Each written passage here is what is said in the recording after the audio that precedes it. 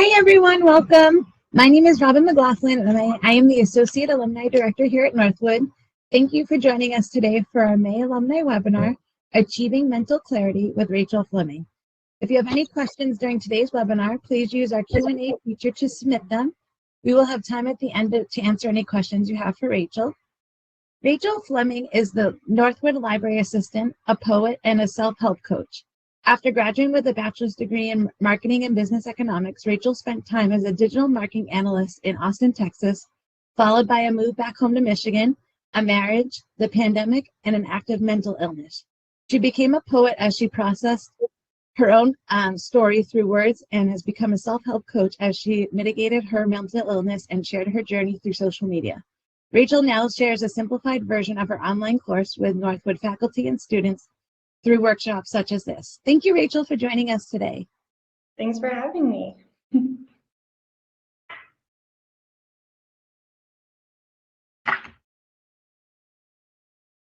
It's all you. Oh, okay. Should I present the PowerPoint? Yes, if you have it, go ahead and share your PowerPoint. Okay.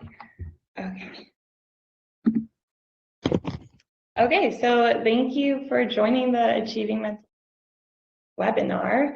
This webinar is for understanding how our mental health and our mental well-being contribute to our success and ultimately the greater good. So thank you for being here. So what? If you want. So we're not seeing your PowerPoint if you're trying to share it with everybody. Oh, I am. Okay, right hand side, there should be a fourth icon down. Click share. Sorry. Rachel, I can share it if it's easier that way too. It might be, yeah. Could you just go ahead? So go ahead, keep talking then, and she'll bring it up for you. Okay. We're going to discuss common habits and beliefs and evaluate whether the ones we currently hold are serving us or if we need to change them. So let's dive in. We all know our mental health is important, but it's become even more important since the pandemic. Everyone struggles or will struggle with their mental well-being at some point in life. So it's important to understand how it affects us because it affects how we think, how we feel, and how we act. Over 50% of people are actually diagnosed with a mental illness in their life, and 1 in 5 will experience a mental illness in any given year. So it's a lot of us, if you yourself don't struggle specifically with your mental health, chances are someone around you does. So let's look at the difference between mental health and mental illness. Because mental health refers to more of our day-to-day care, and mental illness refers to our current physiological state. So poor mental health doesn't automatically imply a mental illness in the same way a mental illness doesn't eliminate the ability to be mentally healthy.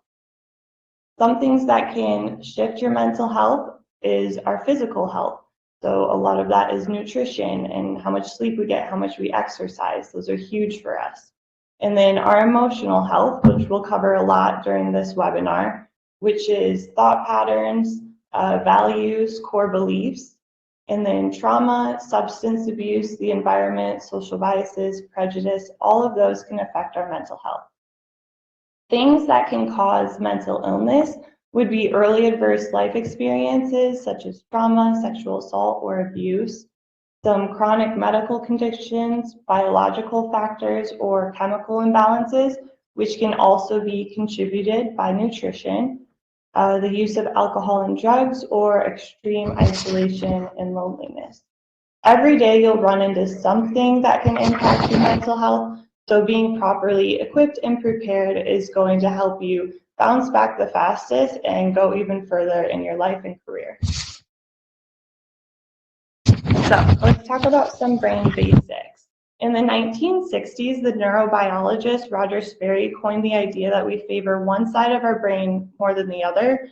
The left-sided meant you're a logical person, and the right-sided meant you're more of a creative person. Today, we know that the two sides very much collaborate and communicate, where the left side might hear a word or phrase, the right side connects rhythm, context, tone, and emotion. So you might hear what I'm saying right now, but putting it into the context of your own life is your right brain at work. A lot of healers will refer to shifting into your right brain to do emotional healing and internal processing, because during meditation, it's that focused attention from that right brain that you're activating. So you might hear me mention shift into your right brain, or even other holistic or mental health type of people might refer to it. But the big picture basically is that the brain helps us on all of our daily activities and helps our body maintain homeostasis, communicating back and forth with the help of our hormones. So for example, dopamine and serotonin are feel-good hormones and promote well-being. Oxytocin, social bonding hormone, and endorphins, they can block pain and also increase well-being. All of those help us communicate to our body and back and forth. So what's happening in our brain during different levels of stress and productivity? We have 5 major brain waves or states of consciousness that we measure through EEG. Delta waves, you're pretty much unconscious. Theta waves are your like AM activities, those automatic tasks, or PM activities, kind of your routine. That would be your brain activating in a theta wave. Alpha wave is where you want to be all the time. That's your body in homeostasis. That's the ideal zone for your brain, even though you're going to fluctuate just on the daily everywhere. Beta waves are for when we're making new daily choices and are visible in logical, analytical reasoning. They can also be signs of anxiety or stress starting in the beta wave zone. And then gamma waves are responsible for memory and processing, but also are reached during traumatic events and very stressful events. So an example I have in the bottom of how our hormones and our brain waves and all of it connect and communicate to each other. Our brain waves are associated with our state of consciousness. So if we are in high range beta, that can show signs of stress, panic, or anxiety and produce cortisol and adrenaline, stress hormones. And then you can get sweaty hands, accelerated heart rate, other signs of fight, flight, and freeze phenomenon. This basically tells us that what we tell ourselves affects how we feel directly. Mel Robbins, a popular public speaker, uses the concept very often that fear and excitement work your body up in the exact same way. So when you're going to give a presentation, like for me, for example, before I came on here, I could tell myself, oh, I'm so nervous, and that will release different hormones to my body than if I told myself, I'm excited, and I think about what's the outcome of giving this webinar. So many people are helped, so many people are feeling better, that makes me feel better, and that releases different hormones, more happy hormones than nervous hormones. So like I said, what we tell ourselves affects how we feel directly, and it's super important. So next, now that we understand a little bit of the physical, let's look at the psychological. Brainwave patterns alter over time. If your body tends to resonate in a higher beta frequency, you can lower it to more of a calmed alpha frequency over time through meditation and practices such as that. However, they can be temporarily influenced by your thoughts, emotions, exercise, psychotherapy, nutrition, pharmaceuticals, technology, and more. We have lots of ways to mitigate and help our body return to homeostasis. So the whole concept of mind, body, and soul promote wholeness. The concept of mind, body, and soul refers to how your thoughts and feelings affect your physical well-being and vice versa. It's so important to be attuned, aware, and connected to all 3, mind, body, soul. So let's look at the mind first, our thoughts. Our thoughts create feelings. They change our perceptions and create our current beliefs. They have the power to shape our world along with core beliefs, values, and biases. However, our thoughts aren't always logical. Sometimes we just get in a pattern of thinking a certain way. So we need to be aware of what our thoughts are. Are they helping us? And are they in the direction that we want them to be? Because thoughts create feelings and feelings create emotions. So your thoughts are going to fuel your emotions. Next, let's go to the body, the feeling. Our feelings allow us to experience those emotions, and they tell us when our beliefs counteract our actions and impact our relationships and everyday choices. Connecting to your feelings helps you understand yourself and the rest of the world as well. And then your soul. When you are attuned to your soul and your intuition, you are growing into the fullest version of yourself and you embrace your true personality. This is exactly 100% you want to be fully in tune with your soul and your intuition. Because if you're disconnected from your mind and your body, it can manifest as anxiety, lack of belief in oneself, depression, etc. An example of this is if you are really an artistic person, but you've pushed yourself to be more into, say, the business field instead of more of an art field, this can create automatic anxiety in your body because it's not connecting with your soul and who you're meant to express on earth. So the more you understand yourself, the more you understand the world around you, because your compassion grows too. So all of these, the next slide is our habits. All of these habits can either impede or excel our success, and habits are kind of what power us. Cognitive psychologists indicate that 40 to 95% of human behavior, what we think, say, and all of our actions fall into that habit category. So it's really, really important to be aware of your habits and notice if they're serving you. So the ones I have listed here are all like key to our life and are just really like your go-to. You want to at least be aware of what your diet is, how much sleep you get, what your stress is like, how much exercise you get, etc. So let's go through each one just a little bit. Starting with technology. This is really focused around social media because it's become such a bad habit. When we might wake up and just go straight to our social media. The reason this is bad is because unless you're going to social media thinking, oh, I'm making muffins this morning for breakfast, let me look up a muffin recipe, you're really just going and mindlessly scrolling, and that leaves room for comparison, and you start to compare with all the other people online, or you disassociate and leave your actual surrounding and you get caught up in what everyone else is doing.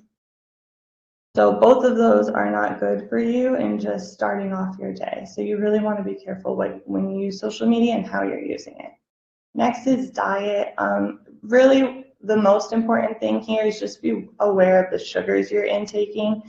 American culture specifically, and basically the whole world at this point has sugared up so much of our food in every way. And we're losing the main fiber, the protein, the carbs, the things we really need. So making sure that you have a balanced diet is just really important. And all of these things kind of come with the concept of parenting yourself. We all have a parent that tells us, or that told us when we were kids what to do, or someone who did. And when you grow into an adult, you don't have that person telling you and keeping track of you anymore. And even some parents, they are amazing, amazing parents. They keep track of everything their kids are doing, but that means that they have less time to focus on themselves. So you really just want to make sure that you're focused on yourself, you're parenting yourself, and you got good habits getting underway. So next, sleep. Recommended adults, you get about 7 hours of sleep, if not more. And then stress. A really good tip for stress is journaling it out when you have a lot of burdens on you, so then you can kind of prioritize what's most important, what's secondary, and go about it that way. That way you don't ruminate on everything you have to do and kind of create anxiety within yourself. My little note there, psychologist Dr. Sarah Edelman notes that stress is something in the environment and external pressure put onto us, where anxiety is our internal experience of this pressure. So you can have loads of stress, but that doesn't mean you necessarily have to have loads of anxiety that come with that stress. The next is exercise. We definitely need to exercise. It increases our energy, our sleep, our productivity, which is going to excel us in our careers tenfold. It's easy to push off exercise and kind of avoid it, but if you create a habit of exercising 3 to 5 times a week, it is vital for your health and overall well-being. And then social interactions have picked up a little bit now. They died a bunch like during COVID and after COVID, and they're starting to pick up, but you definitely want to make sure you have friends and family who actually support you, encourage you, and make you feel like you're great because you are and you're doing good. Something key with that is your boundaries. I want to touch on a little bit. Your boundaries is the limits and rules we set for ourselves within relationships. So the bigger your boundary is, the more personal access you give to someone, which means the more access someone has to you, the more responsibility they have to uphold, because we all have the responsibility to uphold and respect each other. So the more information you give, the more that needs to be respected. Some people have porous boundaries. That means you would overshare personal information very often. And on the contrary, some people have rigid boundaries, which means they just avoid intimacy and close relationships. What you really want is a healthy boundary setting where you value your own opinion, but you still have very healthy relationships and communicate with your friends and family.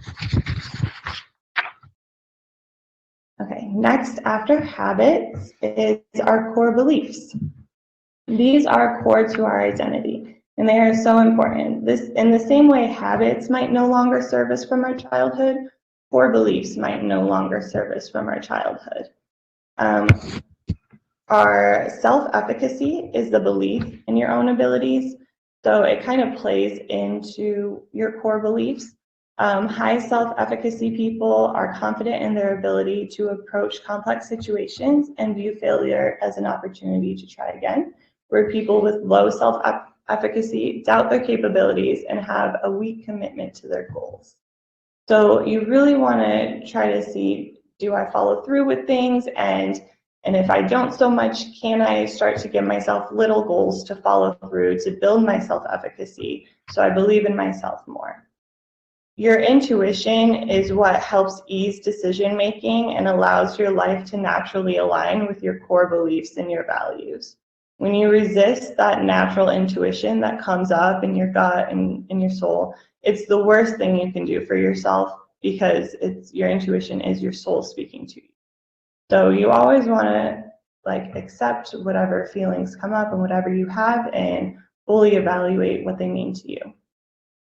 One thing is when you're a kid, if your independence and your different thought processes weren't encouraged as a child, you could have much lower intuition and much lower self-efficacy. So you just want to evaluate if that's you, and if so, that's okay, you can change it.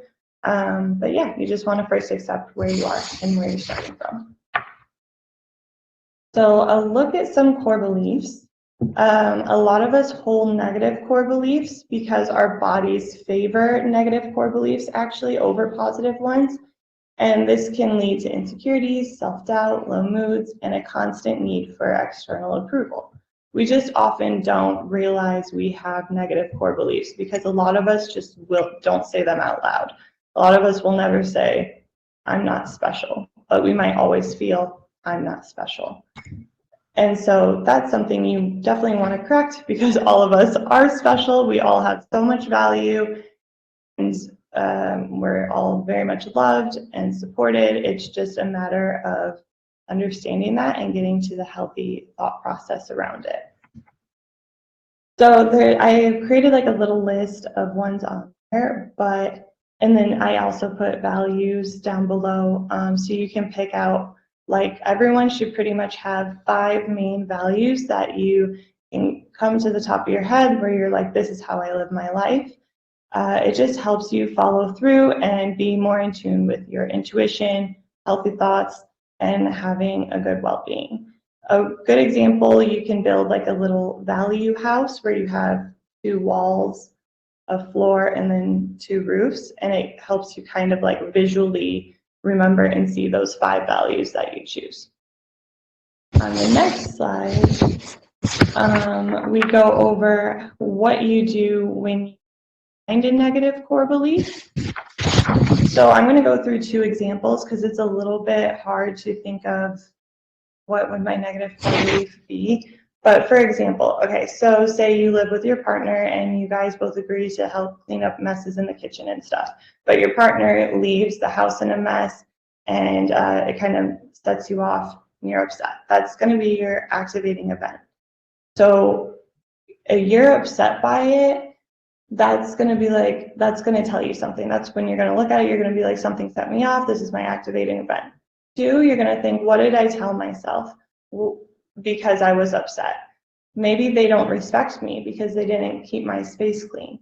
So the core belief around that is I am not respected, which will then lead to a feeling or a reaction. You might isolate from your partner a little or have more tension with them. This is all because you might hold a core belief that I am not respected. So what you would do is identify that core belief, say, is it true? Yes, no. It would be no, because you are respected. You can respect yourself and your partner does respect you. It's just might have been a bad day for them. And then two, you would ask yourself, is it my advantage to hold this belief? Is it really true? Is it really valid? And you can go through if it's hard for you to really pick if it's true or not. And then three, you can either accept it or change your beliefs into a different affirmation, and you can go from there. A second example is, say you ran into a friend at a grocery store and they seemed a little off, and so that's your activating event. Two, what did I tell myself? Oh, she must not like me anymore. We've distanced ourselves. So what is that core belief? People don't like me. And then you might distance yourself from the friend and create a pattern because of that. So you want to look back and think, why did I react weirdly when I noticed my friend was off instead of clarifying it with her? Oh, because I might hold this negative core belief. And you can see really quickly how this will change your relationships and around, because relationships bring out our best and worst qualities because of this. So some other things that would help are our patterns.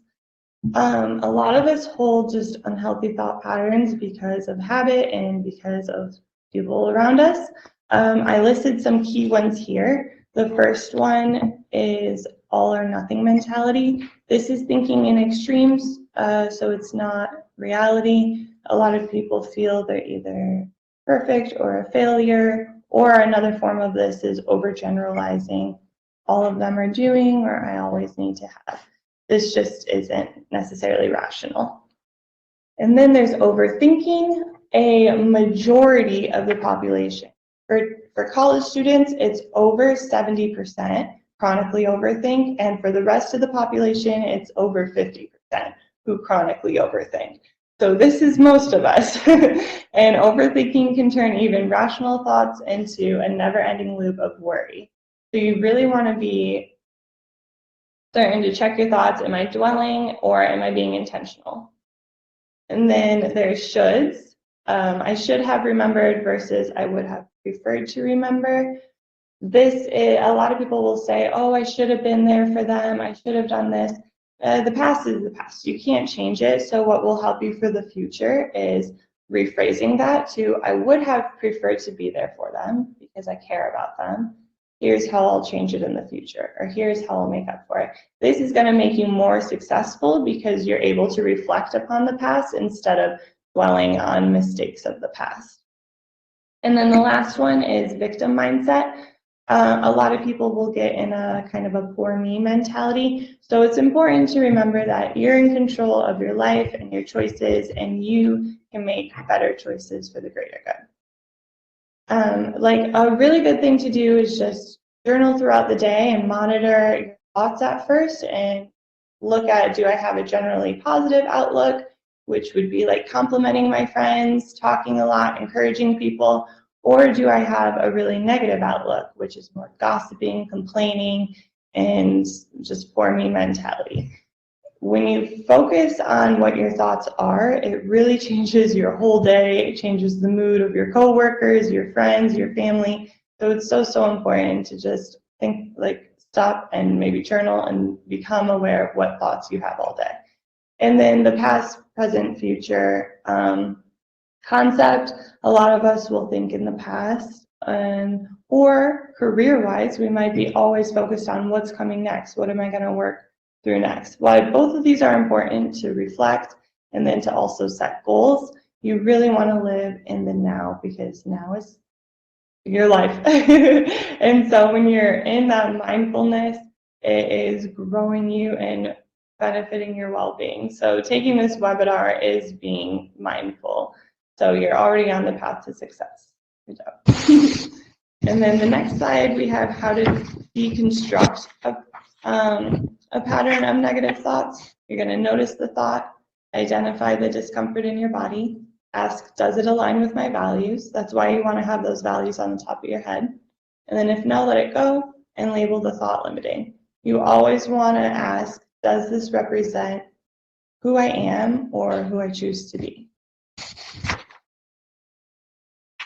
Next, we have healthy habits would be our emotional management.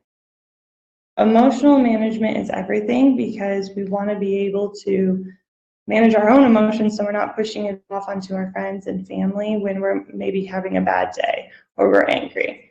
Your feelings are going to tell you what you think about any situation and are often the first indicator of a boundary violation, an area needing development, or an internal imbalance.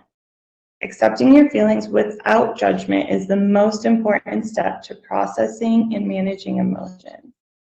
We all have primary and secondary emotions. So if you're not very keen and aware of your own emotions, maybe this feeling wheel will help you out, where you can pick out, okay, I'm angry. Why am I angry? And then find the secondary emotion, which explains the first one. So maybe you're let down or you feel violated, something about that. And then through mindfulness and being aware of the here and now, you're able to shift into alpha, which is that right brain, and return your body to homeostasis. Mindfulness connects you with your core feelings and helps release deep, long-lasting pain. The best way for this would be to release suppressed emotions, and you can often work with a coach on this, or even do it yourself once you are trained and know how to release them in a meditative state. The next slide, I have a bunch of ways that we can put this all into practice, because I kind of gave you guys just a lot of basics. And so it's how do we put this into practice? So first, I would recommend that journaling is writing down your thought process to first be aware of it, writing down your habits to understand which ones are serving you and which ones no longer are. And then even your core beliefs. When you get upset, write down, why was I upset? What triggered me? What was I thinking? What negative core belief might I be holding? So journaling is everything. And even as far as successfulness goes, I will say a great way to journal is to write an overhead goal. So say, one of my goals is I am a successful small business owner. You want to write it down as I am, not I will be. No, I am a successful small business owner, because that is my goal. So what are my action steps to do? Maybe today I'm going to create my website, or today I'm going to send some emails. Those would be your action steps for your daily goal writing and journaling. Or you can do it in the common SMART goal way, which is specific, measurable, achievable, relevant, and time-bound. So once you identify your core beliefs and your core values, create that intentional routine, write your goals. You want to do things like optimize your environment, make sure it's not cluttered, and you have something that promotes your well-being. So maybe some plants around, some fresh air. And then get curious, ask a lot of questions whenever you're unsure about something. Don't just assume, always ask. And then always focus on mindfulness, so get more more interaction with your senses in. Painting, visualization, breath work, exercise, all of these will increase mindfulness and therefore increase your well-being. Making new friends is great for you and will boost your career for sure too, because it boosts your well-being as well. And then also searching for inspiration, like role models, hobbies, and maintaining personal development. And then I just listed some resources for you all too. This is I listed like our counselor here at Northwood, but some good online services if you want like professional help would be betterhelp.com or Talkspace. And then on the left, I listed some great books and websites that would be helpful if you want to look more into mental health and well-being. And also there was on Netflix a show called Stutz with Phil Stutz and Jonah Hill regarding mental health. And I thought that was a really good show too. So if you're interested, that one's great. But thank you everyone for taking this time for yourself and your well-being, and because it's the greater good for everyone. Are there any questions? Thanks so much, Rachel. I actually, just because I know you're a librarian, like including the citation slide, I appreciated that just because I know like you probably appreciate the way people properly do that. One question we had was, if you have like, how do you approach, like if you think a friend is dealing with mental health issues, like how do you approach them to be able to say like, I'm a resource and be able to help them? I would definitely just start in like a gentle manner and say what you notice. Say, I've noticed you're acting maybe kind of quiet. You've whatever things that you're seeing that's causing you to notice that they might be struggling with it, and then say, I also noticed these were symptoms of mental health. I have learned a little bit about it, and I want you to know that I'm a resource if you ever need help or want help. Just basically tell them what you've noticed and tell them that you're available, and that's the best you can do. We did have a question come in about the slide deck. We will share the slide deck after the presentation today along with the recording, so everyone can have those resources. Another question that came in is, how do you process feelings when you are being ignored by a distant relative or friend and you don't know why? Do you accept those feelings without judgment, as you mentioned? Yeah, being ignored, you're gonna have automatic feelings of that, as you should. So yes, accept them, say like, of course, this has caused unsettledness in me. I don't like to be ignored, and it's my family, so this is important. And then after you do that, just try to think about their side of it, their perspective. What might be causing them to ignore me? What might they be dealing with on their side? And if there's, if you need to communicate how you would like to be, like they might be someone who's just not as well with communicating. So if you want to kind of advance that in your relationship, you might need to reach out and say, hey, I was feeling a certain way after the last time we talked and I hadn't heard from you last.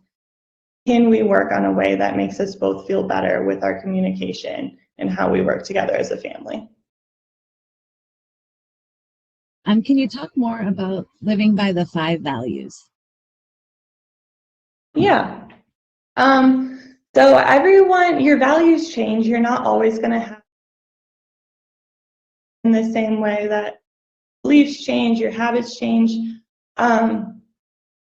And like you really do want to look at your values probably every 6 months to a year just to make sure you're still sticking with the same ones. But it's kind of whatever your focus is at that point. That also coincides with your goals.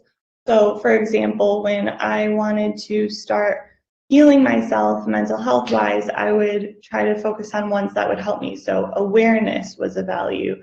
And it was literally just getting to the mindfulness practice, and individuality was a value because I felt like I didn't have an individual self struggling with such a heavy mental illness. So I started doing more things that I can feel like I have freedom and like I am my own self, and just like anything. Like if I'm interested in painting, I'm going to go to a paint class today, and that's how I'm using that value. So it's any way you can kind of incorporate your current values into your lifestyle, I guess, if that answers your question. I mean, one more question, and they said, I get what all that you are saying. How can I complete the goal? She said, I start yet leave the gusto seeming doing nothing. So like finishing the goals and building that self-efficacy, that you're going to want to just do very baby steps if you're someone who struggles. So give yourself a baby step in journaling. Like I said, every single day, if you want to get something done, make it a priority that at the beginning of the day, you write that goal, whatever it is you want to get done. Say, I need to finish this PowerPoint. And then every day, even if it's just a tiny thing like, oh, I'm editing the color on the slides today. It's one little thing a day is going to boost you, and eventually you will hit that goal no matter what, because you're making it a priority to write it out every day. Those are all great tips. Thank you again, Rachel, for joining us. I don't think we have any other questions, so thank you everyone for joining us. We will be taking a break from our monthly webinars this summer, so we'll be back hosting them in August, but all of them are recorded and we'll share the links so you guys can view those on YouTube if you ever miss any. So we hope to see you all. Hope everyone has a great summer, and we'll see you again in August. Thank you. Bye.